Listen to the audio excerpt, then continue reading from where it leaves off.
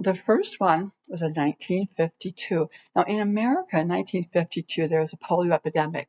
And polio is a disease that's coming back now, but back then it was a killer or a crippler. 18,000 people died that year from polio. And this summer, I wasn't feeling very well. And my mother called the family doctor because I couldn't move. I couldn't walk. I was laying in bed. And he came. I remember he spelled the word Polio. I go, what is Polio? They rushed me to the emergency room. I remember being put on a stretcher and rushed down the hall where the lights were going flick, flick, flick, flick. And then all of a sudden they stopped and a doctor reached down my throat and cut my throat open. I was suffocating. Polio affects your breathing muscles. Now, there's two types of polio. One is a killer, and one is a crippler that causes your muscles to become atrophied. So you'll see people that have shriveled limbs. I had the killer kind, and I could not breathe. So they did that, and they rushed me up into a sterile room because polio was contagious. And I don't know if people now today know what an iron lung is like. It's like a jail. I was a little girl, and I was put in this long culvert type machine.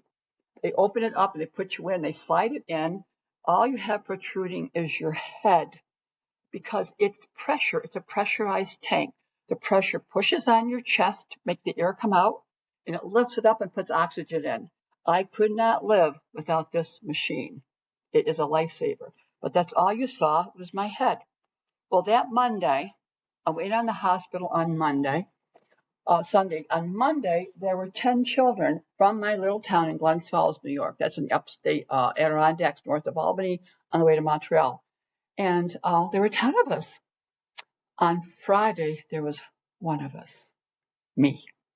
The other 9 children had all passed. They called my mother, who was home with my younger brother and older brother, and said, Mrs. Duell, you need to come to the hospital. Sandy isn't doing well. We're going to lose her. So my mother went up to the hospital. And she sat in my room with the doctor, Dr. Friedman. He was wonderful. I met him afterward. And they watched me die. I mean, all they could see was my face, but they watched all the color go out of me. They shut off the machine. And the doctor and nurses walked away and left Mother alone with me in the room. And I don't know how long she stayed there. She told me it was a while because I had lost the color. And she was sitting there just doing what a mother does when you've lost a child. And she said she heard this noise, clunk. And she got up, and the iron lung has portholes in the side of it so you can see what's going on inside. And she looked in, and I was kicking the inside of the iron lung. I wanted out of there. Well, I was back. Well, coming back was not an easy thing. They kept me on the iron lung for a long time. My type of polio fried my cerebellum. The cerebellum is what controls your muscles. And I could not talk. I could not walk. Nothing connected to the brain. It was all just short-circuited. So they had to teach me, imagine you're moving your finger, Sandy. Move your finger, move your head. I had physical therapy for months. I had speech therapy for months. I had the little braces on my legs where I learned to walk. But I got better. And I went back into my 3rd grade class in elementary school. And the first thing they did that month was give them the Salk vaccine for polio. Well, my mother said, go ahead. She probably has a natural immunity, but go ahead and give it to her. And that was the last of the polio epidemic in Glens Falls, New York. But now I hear that it's happening all over the world. And excuse me just a minute. That my husband was asking me something. That yes, I felt horrible grief for being the sole survivor. Yes, Bob. But I lost my whole train of thought for just a moment. I'm sorry. No, that's okay. That's okay. So I learned to walk and talk, but I felt guilty. But I wanted, it was my life. I didn't really understand things. I wasn't allowed to run in gym because they thought I might trip. Well, like once they realized that I might not trip and I was tall enough to play volleyball, I did. But I had this, why did I live? And those other 9 kids are good kids too. And I'm just one little girl. My family wasn't anything special. We're just regular folks, nice folks. We've been here since the Mayflower. We've been here forever, type of thing. Well, I went on with my life. And then my life changed with my second NDE. Now, the second NDE was a colorful NDE. It was just double check my 19, thank you, about 1978. I was a single mother. I had 3 young children. I had fallen in love with an older man, and my family disowned me because he was older and they just didn't like him at all. Nothing like that. I felt beautiful with him. I felt valued by him, appreciated by him. He took me places. We went on trips and I was happy. I was not happy in my first marriage. My husband was not romantic and Carl was more romantic than I could ever imagine. Um, and it came, we were going to be married on Valentine's Day that next year. And this was Christmas Eve. And he was coming to our house and he came in with the gifts for the kids. And my 3 kids, Eric and Katrina, are twins, and Bobby is a single, and they're young tweens and teens. And I thought, this is going to be really fun. He goes, "Oh, I have a surprise for you." I go, "Oh, you do? I have a surprise for you, too." Well, he gave the kids their presents, and he talked to me. He said, then he comes over to me and said, "San, I really like you. I love you, but I don't think we can get married. I don't think I can be a father of teenagers." Again, he had had 2 adopted teenagers. Apparently were difficult teenagers, I don't know. But anyway, mine weren't, but whatever. And he decided that he wasn't going to see me anymore. Well, can you imagine how I felt? Because my surprise for him was I was 3 months pregnant with his baby. And that was my surprise for him. And I didn't tell him. I didn't say a word. I went back into the living room. He was with the kids. They enjoyed a nice Christmas. They had a good time. I put my kids to bed, and then I let myself feel the shame. I felt dirty. I felt used, abandoned, because my parents had abandoned me because they didn't like him. I was lost. What am I going to do? I have to work to take care of my 3 kids. What am I going to do with a baby? And then someone who's walked out on me, what am I going to do? And I just was overwhelmed with shame and grief that I made the worst decision in my life at that moment. I decided to end my life. And I meant to end my life. I took enough pills to kill me. I should have died. I didn't. But the thing is, the baby did. And I miscarried that little baby on Christmas Eve, an innocent baby, because of my grief and my, I thought, sin did it. And I had a hard time. I didn't tell anybody about that until recently when I started telling this whole story. I kept that inside, except for the counselor, inside my heart, because, I want to be liked. I want people to like me. I'm a nice lady. I haven't sinned. Well, I did. And I didn't want this guilt to be known. And I kept it in here and it ate at me.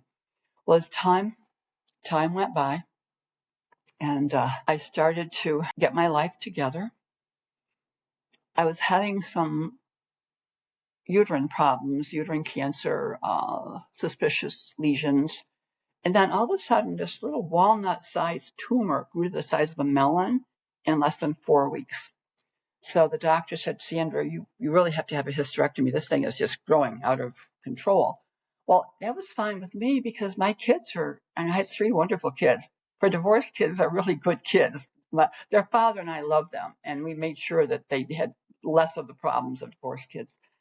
And I remember, okay, all right, I can have a hysterectomy if it'll stop all of this cancer scares every 3 months and all these biopsies every 3 months. Okay, fine. So I went in and I had the surgery. And I remember coming out of it and like, wow, I feel really good. I felt relieved, right? Well, the nurse said, "Let's go for a walk." Well, I went for a walk. We can call it a waddle because my whole abdomen was open because of the size of that tumor. They had to open me really quite large to get it out. And I remember walking down the hall and a nurse telling me to stand up and pull my shoulders back. And I remember searing pain, horrible, horrible pain, and getting back to my bed and falling into my bed like, oh, thank goodness I got back in bed. Well, I fell asleep and I'm laying there in my bed and it's now dark because it was afternoon when I went into my bed, but my roommate had the television on with the lights off, and so I couldn't really see anything. And I thought, oh gosh, I feel wet. I think I wet the bed. And I thought, oh gosh, I need to call the nurse. So I reached over, and back then the IV boards were rigid. So I couldn't move my arm. And of course, the nursing button was over on that side. So I couldn't get over to get it. So I said to my roommate, please turn on the light and call the nurse. I think I wet myself. Well, when she turned on the light, all I heard were screams, hers and mine, in the color red. My blankets were red. I had bled out so badly that my top blanket was saturated. I was bleeding out. I remember nurses running at me, and then all of a sudden, I rose up above my body. Now, I knew it was me down there. I knew it was me up here, but I didn't hurt anymore. And I'm watching these people working on my body. And I thought, well, that's kind of interesting down there. What's going on? And then I kind of rolled over a little bit because I saw something above me. And what I saw was the top of that room had opened up to be sky. I saw sky at the top of that hospital room. And through no effort of my own, I went up through that opening. And there I am up in the sky looking, oh, there's Glens Falls. There's the Hudson River. There's the falls. Oh my goodness. This is really fun, right? I'm kind of a fun person. And then I started to feel myself being propelled through the clouds. And all of a sudden I was just zooming. And I think of, how do I say how you're going? On the old Star Trek TV show, the Enterprise would go through warp speed. Well, this is the best picture I could find of what I saw. I was zipping through space, lickety split. And it wasn't a tunnel. I know people talk about in a tunnel or around something. No, this was spatial. It was stars here and stars there and stars all around. And woof, I'm zooming through.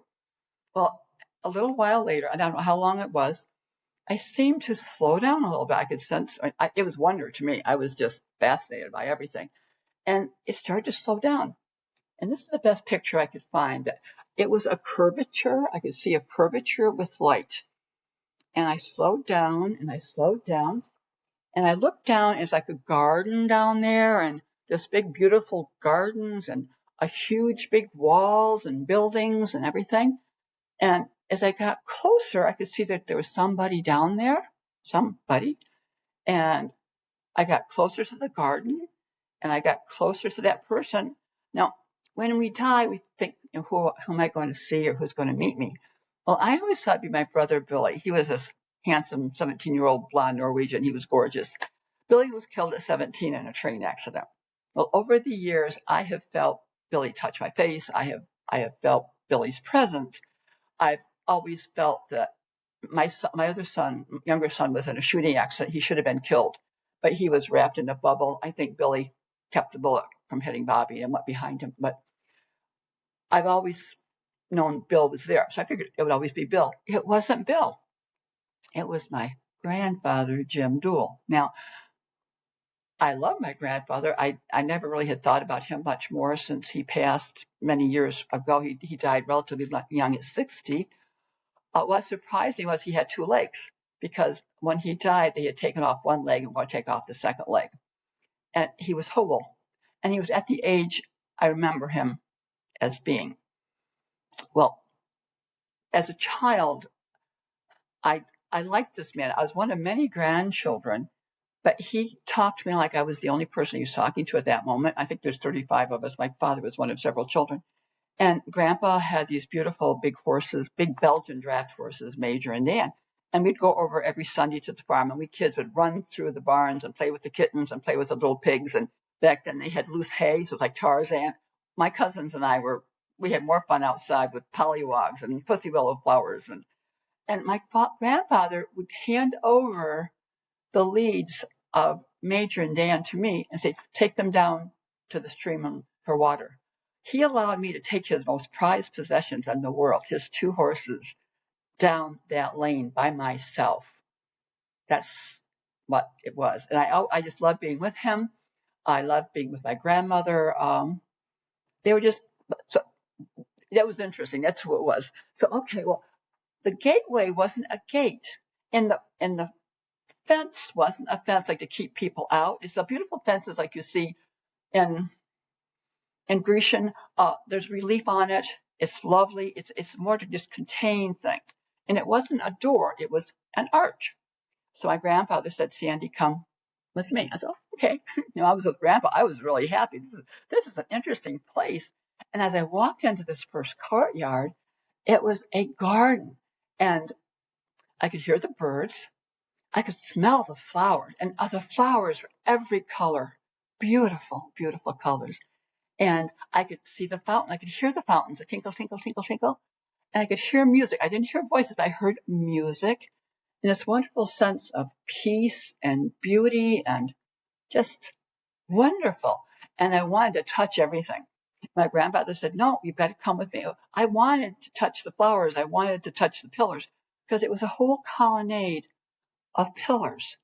And he walked me down these pillars into a second courtyard. I thought, oh, this is interesting. Well, this is different. This is a building. Okay, this is different. Again, an archway with pillars. He said, now, Sandy, you have to go in alone. Oh, I didn't want to do that. I was afraid. This is probably heaven, but I'm afraid because I've never been here before. I don't remember. This is scary. So I went through the doorway, and it was a big, beautiful room, light colored, bright. And in the middle of the room was like a desk or a table, something beautiful, nice, ornate. And behind it was an entity. Now, I think God will put himself into a form that is not fearful to us. I think God is more than we can even imagine he is. But I think in my religion, all my life, Jesus is a young man with brown hair and a beard, and God is an older man with white hair and a beard. So this person obviously a person of authority, because I could just sense the power of this glowing person that was sitting there. And don't be afraid, Sandra, come up here. No, I don't want to go up there. Sandra, it's okay. Come up here. Sandra, I gave you a second life. What value have you done with it? Remember, I died of polio. He gave me a second chance. Well, I was a mom, but I felt guilty for living. I was a Sunday school teacher. I worked for hospice, but apparently it wasn't. I could have stayed in heaven, but I said, I remember my 3 kids. See, they're still young. And I thought that I would be a better parent than just their dad. I really think I had a good influence, I hope, on my children. And Eric and Katrina and Bob are good adults today, too. I said, let me go back, and I promise, God, that I will make a difference. I promise. And I came back. Well, here's what's interesting. 2 years prior to that, that's when I got my years confused. 2 years prior to that is when I did the suicide. Why did I get to go to heaven? I shouldn't, from what my beliefs were, I shouldn't have. Yes, I was sorry. I didn't forgive myself. Apparently, we have a very forgiving God. And despite all the awful things that I felt, and even though I love my kids, and I could not deal with life. And sometimes we all reach that horrible point of just desperation. And that's what I did. Well, I came back and I thought, okay, now you really have got to make a difference. So I started I started reading Maxie Dunham's Dancing at Your Funeral. It's a very little non-threatening book about celebrating who you are. And as I go on, I'll tell you, I help people pass. That's one of my things that I do to help people. I hold them in my arms. And I always say, we will sing and dance in heaven, because I love to sing. One of my hospice patients was a Broadway and Hollywood star. I didn't recognize him because he wasn't the man that I saw in movies with Judy Garland, right? And he could sing, and he and I started to have a wonderful relationship. I was with him the last days of his life. I was his not his caregiver, to make sure he was taken care of correctly. He wasn't being taken care of, I didn't think, correctly. And I'll name him Jim. That's not his real name. And I said to him, who do you like better, Judy Garland or Gene Kelly? He goes, oh, Judy Garland.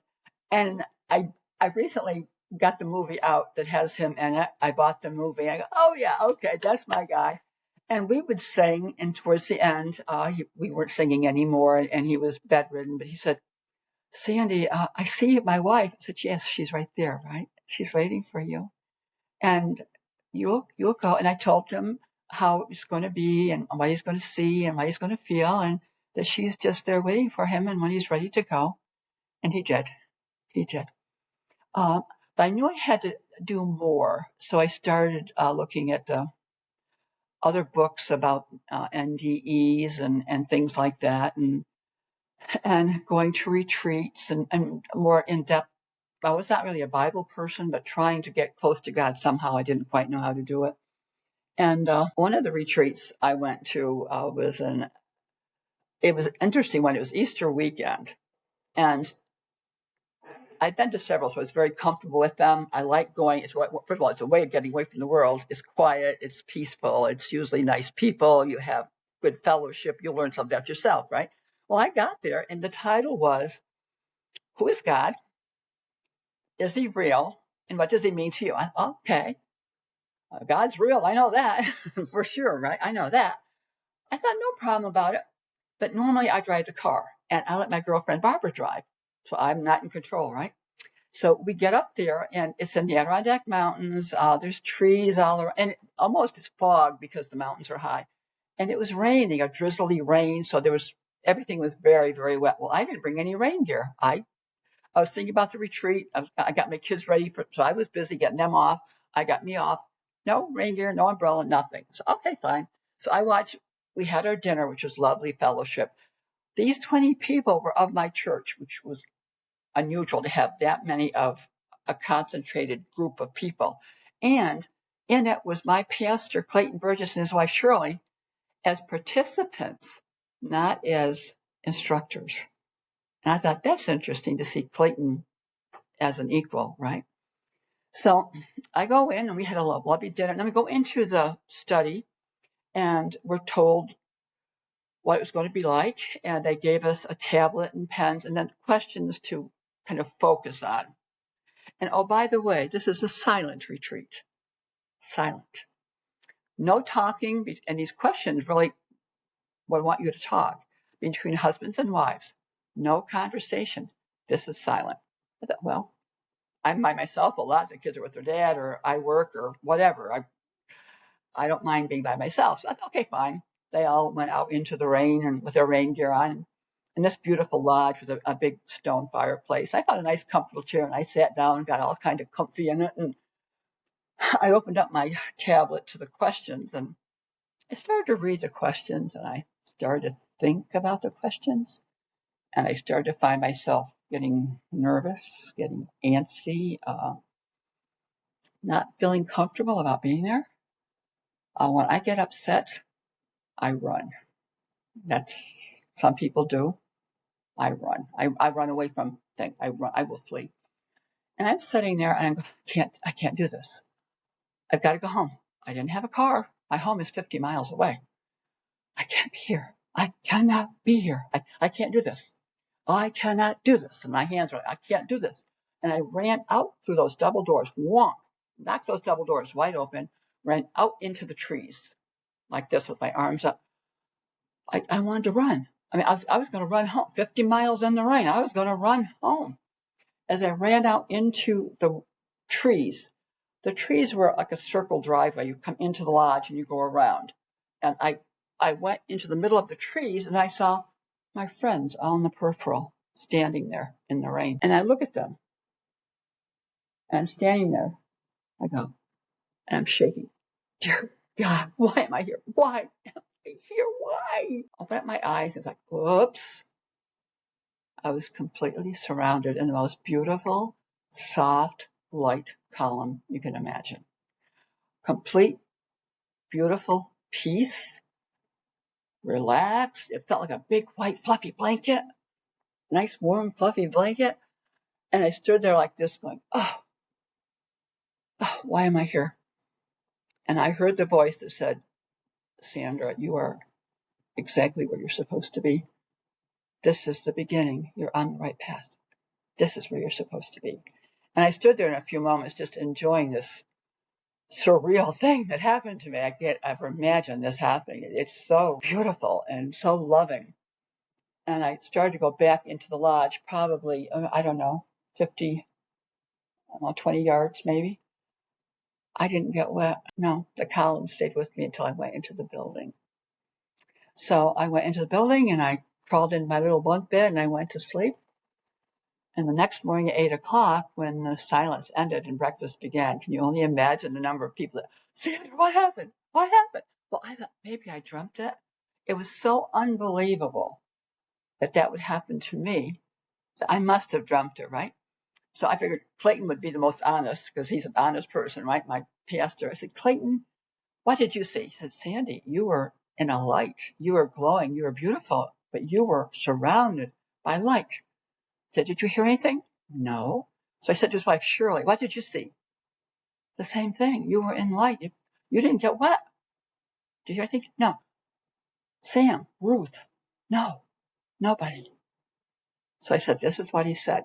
Now, this is my pastor who doesn't give up his pulpit to anybody, right? And the next day was Easter Sunday.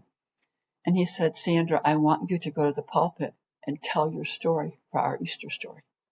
I've never spoken in public before, but I was so taken by what had happened to me at that retreat that I did. And I did that day. And then I started to talk some more to some smaller groups. But I knew that I still had to deal with the grief and the shame. And I never talked about the suicide. I never talked about the other thing. So I found a counselor who was strong because I have to be a strong woman to survive what I've done with raising my children and everything, but to survive, I'm a survivor of many serious illnesses. And Judd Brines is a very likable but focused, we're going to do this thing. And I had been with him a couple months in counseling to deal with grief and to deal with anger and shame. And this particular session, there were 10 of us. We knew each other pretty well. And he said, now today's assignment's a little bit different. I want you to imagine yourselves as an inanimate object and tell me what you are. Now I thought, what's an inanimate object? What? I'm a person. I'm not an object. I'm not a table. I'm not a chair. I'm a human. I didn't quite understand what he wanted. So I stayed quiet. I stayed quiet. All the others started to talk. Well, one was a lion. And she was an aggressive, a lion. Another was a tiger. Another was a bear. There were all of these aggressive animals. That's what they saw themselves as. I'm 6 foot tall, and I'm a pussycat. I'm not a cat, but I'm not aggressive. I'm a loving, nurturing person. I'm not one of those. So I thought, oh, I must be really nuts because I'm not thinking like any of these other 9 people. So I said to God, I said, dear God, please, please, please, please tell me what I am. And these are the words. You are a Tiffany. You're beautiful and you're valuable, but you're broken into a million little pieces. Now you can never be put back together the way you were before because the pieces are broken. But you can be made new again. You'll be beautiful again, and you're still of value. And that told me, okay, we're on the right road. So I went on with more things, but I still was looking for my purpose. Well, what finally brought everything to a head has happened really in the last, since February, but 2 years ago is when everything all came together. And this is very important to tell you about that. I was feeling good. I had recovered from my illnesses. I had sepsis. I recovered from, that was a killer, that one was, did a lot of harm, damaged some organs, but I was feeling better and we were going to go to the pool. So I was just walking into the front bedroom to get the towels and all of a sudden I started to pass out. Now our foyer is a tiled foyer with a big, beautiful glass ornate door. I started to fall backwards. I came to just as I was falling. I remember reaching, because I'd had spinal surgery the September before on my lower back, a appendectomy, which is a very serious operation. And I reached back behind my back to break the fall, and my head hit the door, clunk, clunk, as you come down the door, there's an edge where the glass goes, plunk, and it'll go plunk, plunk. Ah, that hurts. And like this on top of my arms, I just screamed for Bob. I couldn't move. My husband, I couldn't, and a dog, I couldn't move. I couldn't move. He finally got my arms out and pulled me down so my head was off of the door. My hands were swelling up like sausages. So we went to the ER. Of course, I had fractured both of my wrists, 2 vertebrae in my back, and injured my neck severely. When I came home from the hospital, my hands were so big that I couldn't hold a spoon. I couldn't even hold a cup of water or coffee. For months, my husband had to feed me like a 2-year-old. He had to shower me in the bathtub because I'd wrap my arms in trash bags because I had, casts on my arms. Everything was like this. And he tried to wash my hair in the sink and almost drowned me. He's wonderful. He is my best support, and he's been my blessing in life is to have Bob Rose as my husband the last 27 years. We still love each other too, and we've been through a lot, and he's been through a lot with me with this, and he understands it. Well, I was sitting there and going through trying to get over this pain and all these fractures, and my neck just wasn't getting better. And I had gone to a specialist and I had a neck brace on and all but my neck still hurt. So he wanted an MRI. So I'm sitting here in this radiology office like this because I couldn't hold my head. It hurt like this. There's a lady next to me looking the same way. She was there for the same type of thing. And I said to her, well, just think, when we're in heaven, we won't hurt anymore, right? She goes, do you believe in heaven? I go, yes, I do. Why? Because I've been there. You have? Yes. You have? I said, yes, I've been to heaven. It's beautiful, and you don't hurt there. She said, well, do you know anything about SCIANs? It's a group of Space Coast International IONS that talks about near-death experiences. No, I had never been involved in any of these things at all. She said, may I give your name to Deb Davis? She's the leader of this group, and you might want to talk to her. Well, I connected with Deb and met the others, like meeting my own family. We all talk the same language. These are people that either had NDEs or want to know. This is the most wonderful audience, right? She said, would you please talk to the group? Now, this was the whole story, talking about the whole story, because God has said, tell the whole story. So I said, okay. So I did the slideshow thing, a little bit more, which not as important. I realized it's not some of the things that are not as important, so we let them go. And I'm talking about what I've told you. And all of a sudden, my daughter was running the slideshow, and I just stopped at all because she's kind of following my outline, and I stopped altogether, and I started to talk about how to heal a broken heart. Those words were not mine. They were God's. They were coming through me at that meeting, talking about how we all hurt. Some hurt more than others. Some handle it better than others. But we all have some kind of a hurt in our lives. We really do. And how do we handle this? I was hurt by my first husband for not loving me. I was hurt by my parents for abandoning me. I was hurt by Carl for abandoning me and then causing me to do that horrible thing I did to myself and my baby. I had a lot of things I've worked through. So I thought, I'm going to share. God said, share with the audience what you've learned to do with your hurt. So I said, imagine your heart like this. And I found this picture, and it's really quite appropriate. See all the breaks in that broken heart? Well, picture a little doorknob, a nice little brass shiny doorknob on each of those little sections of your broken heart. And I would go up there, and I dealt with the little things first. The thing like, okay, Richard, we're divorced. I'm glad that we're divorced. I introduced him to his wife, so I was a really nice person. I dealt with that.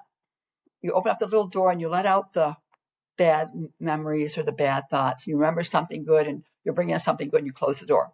And then when you're ready for the next one, you open another door. You start going down the doors and you start healing yourself.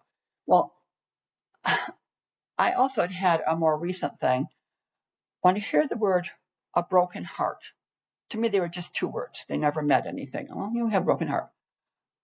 Something happened with me and my youngest son 3 years ago that totally fractured my heart. I really thought I was going to die. The pain in my heart was so severe that I just could not believe that he would say those things about me, that he would feel that way about me with all that I had tried to do for him. I was crushed, and I knew that I had to deal with that. So for the last 3 years, I've been working on those last 3 doors. I'm happy to say that 2 more of the doors are opened and done. I have reached out to him. We are healing. We forgive. We may not forget, but we are forgiving. And to share that with others, whether it's a big thing or a little thing.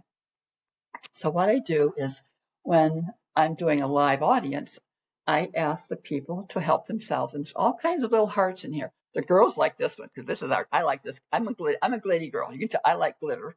And the guys kind of like the big silver ones or the small silver ones that are a little bit less demonstrative than we are. There's red ones in there. There's pink ones in there. And what I tell them to do is choose the heart that talks to you. And you can take as long as you want because I have a couple baskets. Find the heart that talks to you and put it in your hand and hold it and put it against your chest. Now, this is your heart that needs to be fixed.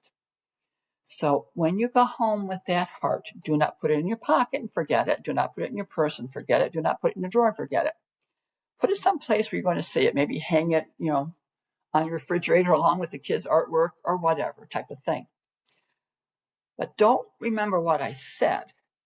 Remember what you felt when I said it and how that has affected you. And keep going back to that heart and keep healing your heart one at a time. Don't overdo it. None of us can deal with all of it, but one at a time, do that. And then I talk to them about heaven is beautiful. I know that there's, without a doubt, we're going to go there, but we don't need to rush getting there. We need to enjoy what we have here. It may not be the best of things, but it's something. Find something in your life that is good. Learn to forgive. I had to forgive my son. Learn to forgive. If you have someone in your life that you haven't spoken to, call them because they might not be here tomorrow. We never know. I could be gone tomorrow. You never know. Reach out to them. If you know someone who's hurting, just say, I care. Can I help? Is there anything how may I help you? If they say no, okay, but reach out to them. Be assured that there is life after life, but live today. Enjoy today. And I'll say that my prayers are with you. I'm welcome to people that want to talk about it with me. I'm more than open to doing that. I've come back with some blessings. Fortunately, God has given me this extra perception of people. He's just filled me with all this love that bubbles out of me like a milkshake. I'm just so full of love and life and excitement that all of this has just happened since January. You're my fourth podcast for over 50,000 people, and they're hearing my words and it's giving them peace. And that gives me great joy because God chose me to be a messenger. And what is my job? I'm a life coach. And what I do besides this, I've been given the privilege of helping people pass. People think, well, people die. There's nothing to be afraid of. We're all going to die. There's nothing to be afraid of. But 7 people have been brought to me for God one way or another. And I talk about 3 of them in my program. One was named Caroline. And I knew that she was my sister-in-law's mom. I knew her. I loved her. I'd known her for a couple of years. I knew that she was sick. Now, I ran a large apartment complex in Queensbury, New York, called the Cedars Senior Living Community. And my boss, Charlie Brush, was up in Burlington, Vermont, and he wanted me to come for a meeting. And I was to stay for dinner and have a meeting. Well, I went up there. So I checked with Diane. Oh, mom's doing fine. Hospice says she's okay. Okay, good.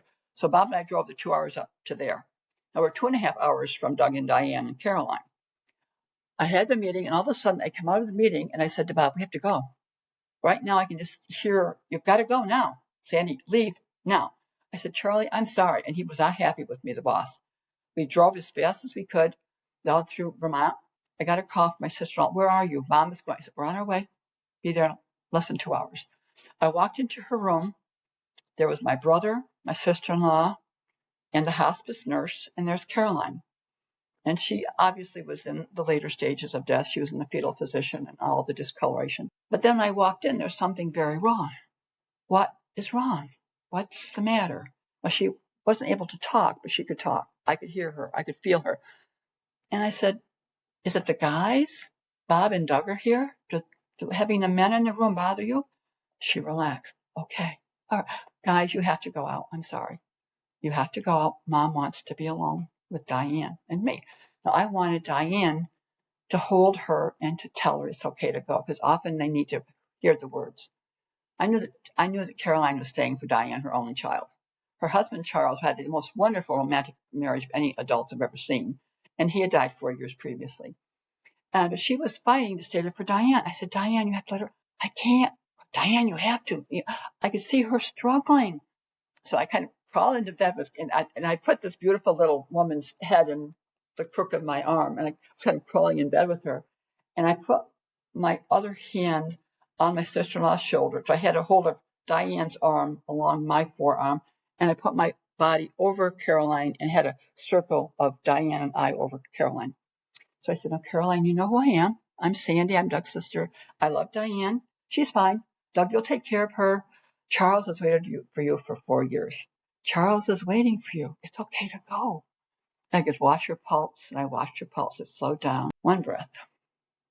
I watched the pulse. One more breath.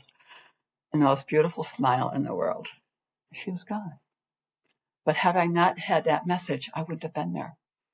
The second one I talk about is when I was managing this building. I was a 911 responder to when one of my residents had fallen and broken her leg so badly that her foot was next to her head. That was how bad her hip was fractured. But that day I'd heard from the daughter that mom was doing well. I said, okay, I'll go over this afternoon as you're at the hospital. Okay, fine. Well, all of a sudden, 9 o'clock in the morning, I have 100 and however many rental checks sitting on my desk. You never leave that many rental checks out in the open on your desk in a building. You just can't. Well, the message said, go now. So I called my assistant. I said, please lock the door. Stay in my office. Don't let anybody in. Nobody. If there's a 911, let them deal with it. Don't go out of the building. Don't go to my room. I ran to the hospital about 10 minutes from where I worked, ran upstairs, and went into Sarah's room. Oh, she was struggling. She was thrashing her bed. And I thought, oh my gosh. And I said, well, where's Nancy and her husband? And the hospice nurse said, they can't bear watching her struggle. She was just thrashing in the bed. Well, I love Sarah, but you have to understand Sarah is a very strong-willed woman. And sometimes I had to use my authority voice with Sarah to get her attention. So I go, Sarah? I took my authority voice, my manager boss. This is Sandra. What is going on? I want you to calm down right now. You calm down and tell me what's going on. She calmed right down. And I said, what's going on?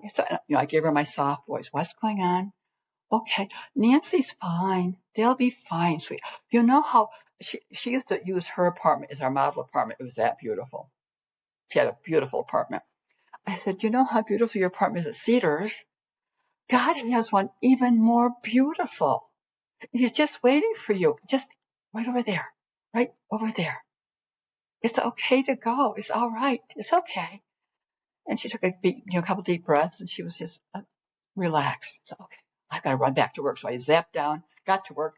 Walked into the office, the phone's ringing. What did you do to my mother? What? It was Nancy. Well, I thought she was upset. What did you do to my mother? I said, what do you mean?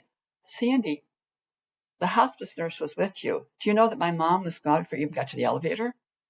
You helped my mother pass gently. Thank you. You're welcome. Had I not had that perception, I would not have known that. And the last one I talk about is my best girlfriend. That's hard when you have a best friend and you know that they're going to go. And Barbara and I had over 12 years ago, I was told I had 2 years to live because of multiple illnesses. And I had to get off the merry-go-round of running that big business. It was too much for me. So I came to Florida. Well, every day I got better and stronger and healthier living in Florida. My husband was still in New York because he was younger than I was and he couldn't retire. So he'd come down and visit me 3 months at a time. I'd go up there for 3 months at a time.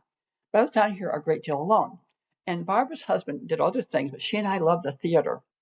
And she was a music major, and I love singing. So we would go to all these different plays, and we were active in the church. We were in charge of the Presbyterian women's group. We did all of the Christmas parties and all of the funerals and all of the weddings, and we did all the decorations for everything. And Barbara and I we were buds, we were sisters.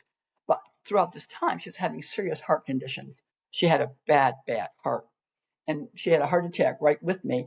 And they put in a pacer. So I called Barbara Sparky.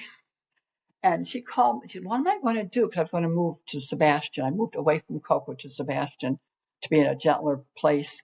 And I said, well, Barbara, when the time comes, just call me and I'll come to you. And that year, it was her birthday. We always went to the Red Lobster. Barbara could eat more food than 3 people. She loved the Red Lobster. So I'd order a big dish, and she'd take it home and whatever. But the last time I went, I didn't recognize her. I walked into the restaurant, and all of a sudden I saw this person waving at me. This little teeny weazened up lady was my friend Barbie. Oh my gosh, she was so shrunken into herself, and she was so drawn, and she'd lost so much weight, and she was so sick. I sat with her. That restaurant let us stay there for 3 hours, and I talked with her for 3 hours. And I said, when the time comes, just let me know, and I'll come back. So we left good, feeling good about each other, loving each other, and feeling good. And then COVID hit, and I had gotten a call from a friend from church saying, do you know that Barbara's in the hospital with pneumonia? And I said, no, I don't. But I had the flu or COVID. I wasn't sure. And I wouldn't go near Barbara because I knew it would kill her. I couldn't bear to do that. I said, I can't. So I said, dear God, please, please, please, please, dear God, let her live. Let her live long enough for me to get there. Please, please, please, please, please, please. And the next week on Tuesday, I got a call from the same girl. Do you know that they're taking Barbara off of life support tomorrow? I go, no. But I was not sick anymore. I will be there. So I left here as soon as I could to get up there at 9 o'clock to get into her room. I walked into Barbara's room expecting her to all be hooked up to all of her ventilators and all these life prolonging things. I expected to see the husband there. He wasn't there. I expected to see the daughter. She wasn't there, or the granddaughter. Nobody was there. I look over, and here's Barbara with a very hoarse voice because she'd had the, in her throat. Hi, Sam. Hi, Sam. Barbie, Sparky, what you doing? I went over and I sat with her and I loved her and I touched her. Oh, her face was so, she was the most beautiful human woman I've ever met. In her younger years, she could have been a model. She actually dated Jack Kennedy. I kid you not. She was stunningly beautiful.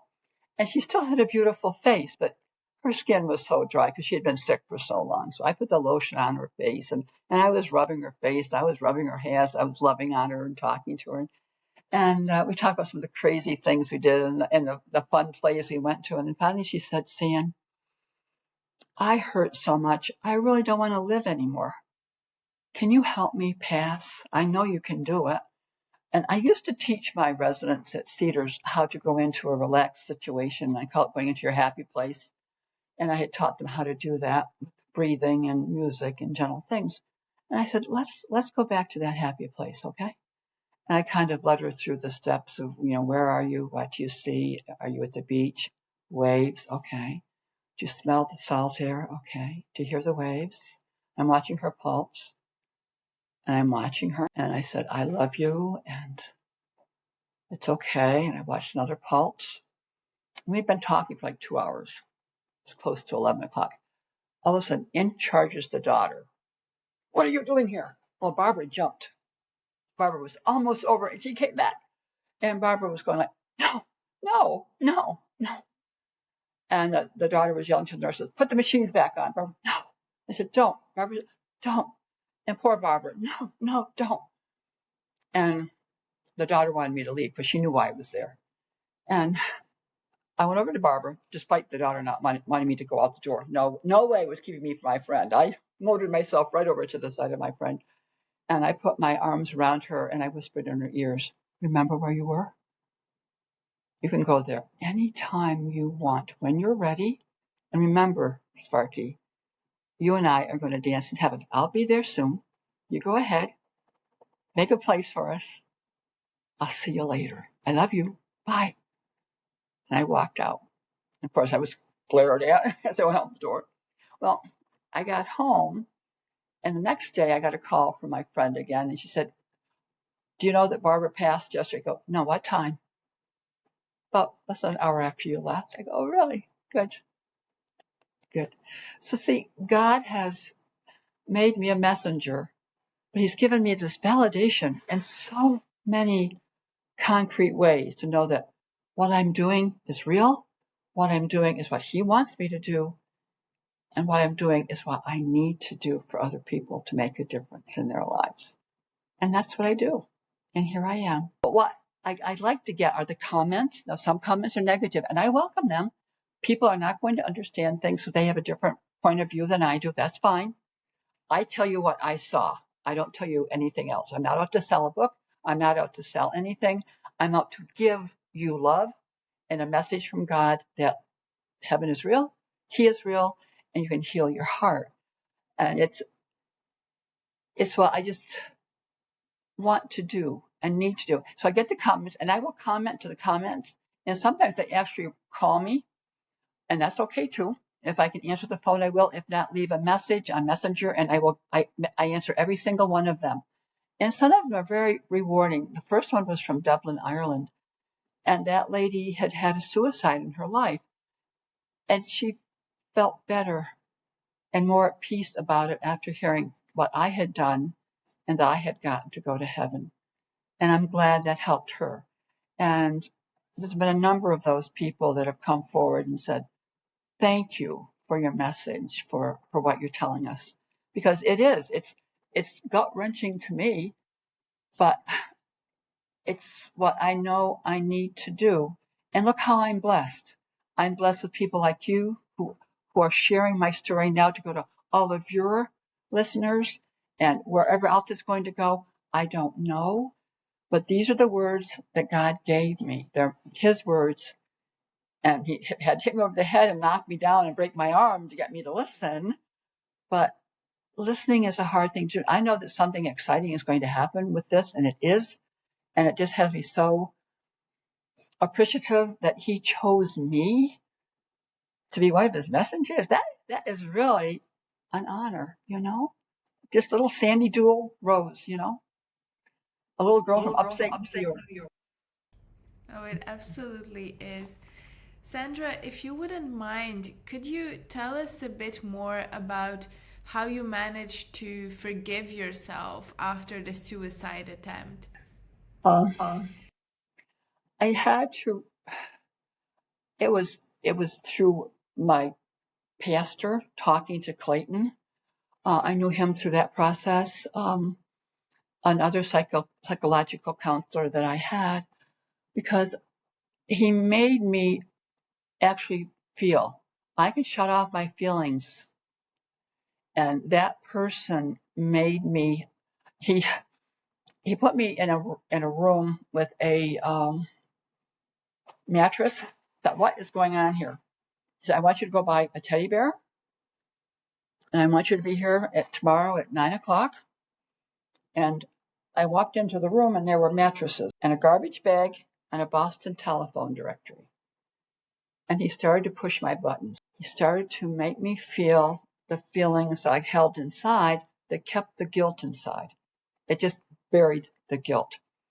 Well, then I started to look at my name, the first name that I had, and I won't mention his name, my first husband's name.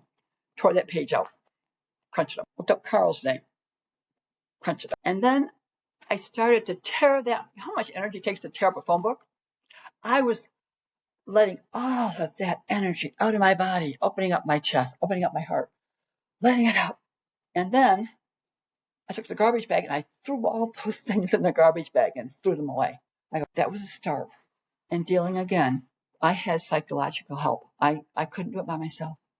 And I had counselors that made me write my feelings. I did journal. I did write. I never named that baby, but I know it as the baby. Um, God forgave me a lot longer than I did.